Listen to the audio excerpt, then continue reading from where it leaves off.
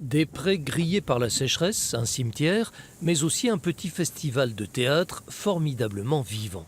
Le collectif Y a pas la mer rassemble une quinzaine de jeunes gens, comédiens et techniciens, dont certains originaires du coin. Après des études supérieures de théâtre, ils ont eu envie de venir jouer et créer ici, dans ce petit village de 182 habitants.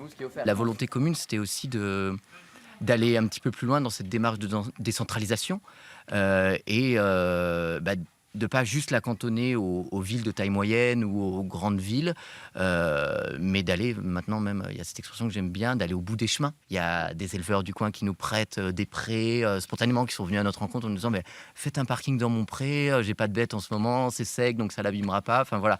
Donc a priori, il y a une envie aussi que ça existe. De la culture à la campagne, du théâtre dans un pré, dans un jardin.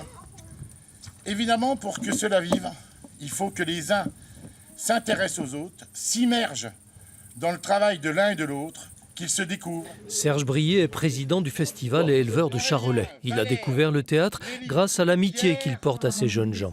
Eux, de leur côté, ont mis en chantier un spectacle à partir d'entretiens avec des agriculteurs. Bref, le courant passe bien et chacun voit ce petit festival comme une chance. Il faut qu'on laisse quelque chose à nos enfants quand même, qu'on les cultive. Et le théâtre a toujours été un moteur de socialisation peut-être aussi. Ça nous permet aussi d'avoir un rôle social important dans le milieu rural.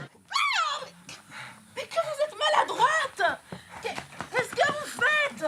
Rien, madame. Ça donne vraiment du sens à ce qu'on fait. Et voilà, là, c'est tout de suite, on crée pour ici.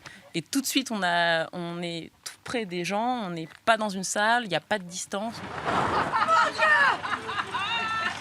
D'abord un vaudeville de la Biche, ensuite un huis clos grinçant de Thomas Bernhardt. C'était la première soirée de ce festival résolument éclectique. Jusqu'à dimanche, il n'y a pas la mer à Montmaur, mais il y a du bon théâtre et une belle convivialité.